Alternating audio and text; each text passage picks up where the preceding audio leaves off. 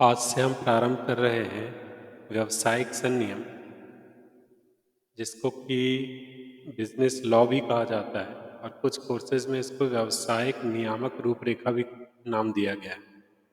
इसके अंतर्गत बहुत से अधिनियम शामिल किए जाते हैं। चलिए पहले आज से प्रारंभ करते हैं, व्यावसायिक संनियम क्या है इसको देखते हैं। तो व्यावसायिक संनियम का परिचय एवं पृष्ठभूमि सबसे पहले। व्यावसायिक संनियम का आशय। संनियम यानी विधि, राजनियम या कानून। संनियम का आशय सरकार अथवा राज्य द्वारा देश में शांति व्यवस्था बनाए रखने हेतु मानवीय आचरण तथा व्यवहारों को व्यवस्थित, नियमित व नियंत्रित करने के दृष्टिकोण से राज्य द्वारा बनाए जाने वाले नियम एवं उपनियम से है। दूसरे शब्दों में यदि देखा जाए तो संनियमों से तात्पर्य केंद्र अथवा राज्य सरकार द्वारा बनाए जाने वाले ऐसे नियमों अथवा उपनियमों से है, जिन्हें शांति व्यवस्था बनाए रखने के लिए मानवीय आचरण एवं व्यवहारों को व्यवस्थित, नियमित एवं नियंत्रित किया जाता है। विलियम एंसन कहते हैं कि संनियम का उद्देश्य व्यवस्था बनाए रखना होता है, क्योंकि सब कुछ व्यवस्थित होने पर ही भविष्य में स्वयं को व्यक्ति सुरक्षित व आश्वस्त दशा में पाता है। संनियम को सभी अलग अलग दृष्टिकोण से देखते हैं। जैसे सामान्य व्यक्ति के लिए संनियम पालन किए जाने वाले नियमों का समूह होता है। वहीं वकीलों के लिए क्या है? वकीलों के लिए यह संनियम जीवन यापन का साधन है और न्यायाधीशों के लिए निर्देशात्मक सिद्धांत है, जिनके आधार पर ही वे निर्णय देते हैं।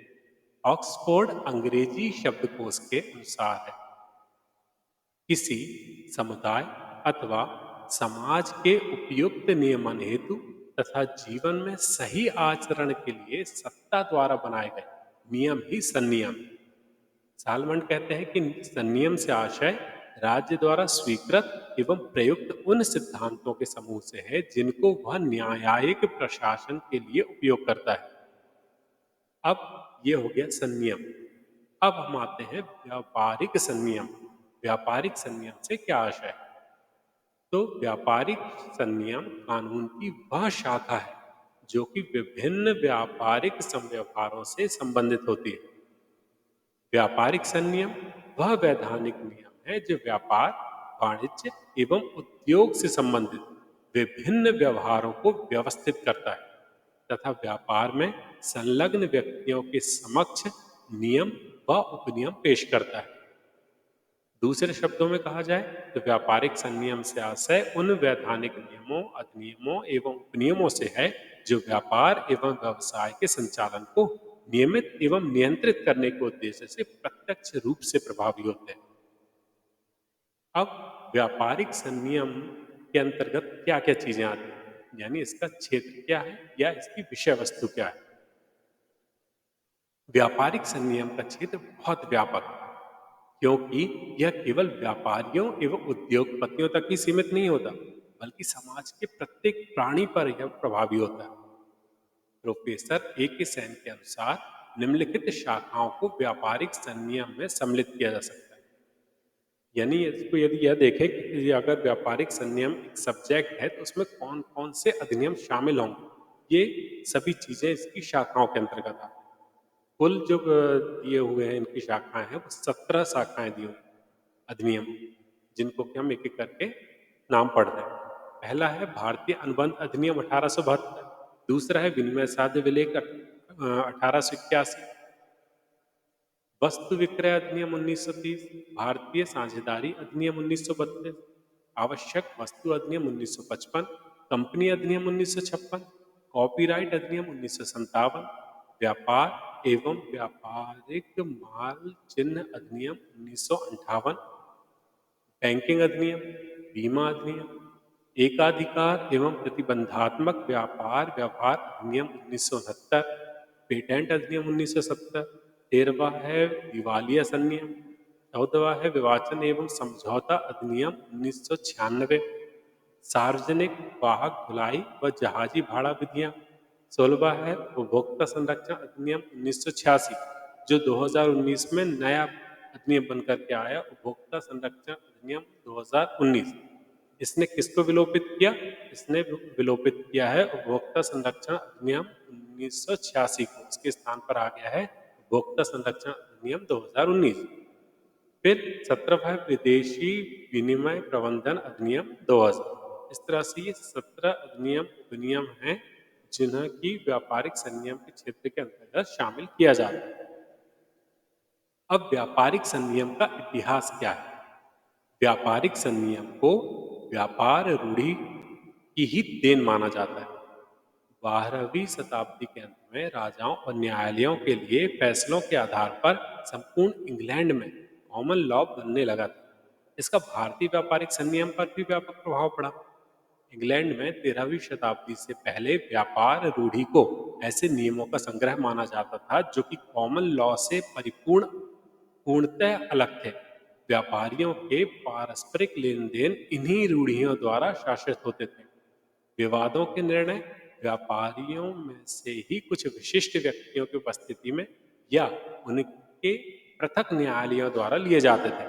इन्हें प्रिपोंडरस कोर्ट्स कहा जाता था। 17वीं शताब्दी तक उपर्युक्त प्रकार के न्यायालय पूर्णतया लुप्त हो गए थे, परंतु उनके द्वारा विकसित रीति रिवाजों को कॉमन लॉ ने स्वीकार कर लिया एवं उनका विकास किया गया। इस प्रकार इंग्लैंड के वास्तविक रूप से व्यापारिक संनियम का विकास हुआ। ये रीति रिवाज वर्तमान में भी इंग्लैंड के व्यापारिक संनियम का प्रमुख अंग है। अब भारत में व्यापारिक संनियम का इतिहास क्या है? अभी तक तो हुआ कि व्यापारिक संनियम का इतिहास, अब भारत में व्यापारिक संनियम का इतिहास। भारत में वर्ष 1872 से पूर्व व्यापारिक लेन देनों को पक्षकारों से संबंधित संनियमों जैसे हिंदू विधि, मुस्लिम विधि इत्यादि से नियंत्रित किया जाता था। सर्वप्रथम वर्ष 1872 में भारतीय अनुबंध अधिनियम 1872 बनाकर यह प्रयास किया कि व्यापारिक संनियम के एक रूपता वाले सिद्धांतों व नियमों को स्थापित किया जाए। भारतीय व्यापारिक संनियम अधिकांशतः इंग्लैंड के व्यापारिक संनियम पर ही आधारित है। श्री BN राय ने तो यहाँ तक कहा कि भारतीय व्यापारिक संनियम मुख्यतः इंग्लैंड के व्यापारिक संनियम की ही नकल है। अब भारतीय व्यापारिक संनियम के स्रोत क्या हैं? यानी भारतीय व्यापारिक संनियम कहाँ से आया? चूंकि भारतीय व्यापारिक कानून का निर्माण ब्रिटिश शासन काल में किया गया था, इसलिए अंग्रेजी संनियमों का इन पर पूर्ण प्रभाव पड़ा। इसलिए भारतीय व्यापारिक संनियम को इंग्लैंड के व्यापारिक संनियम पर ही आधारित माना जाता है। भारतीय संनियम के प्रमुख स्रोत निम्नलिखित हैं। पहला, संविधियां या परिनियम। जो भी संविधियां या परिनियम है, एक तो वो उनके स्रोत है। दूसरा, अंग्रेजी कॉमन लॉ जो है, जैसे अभी बताया, वो इसका स्रोत है।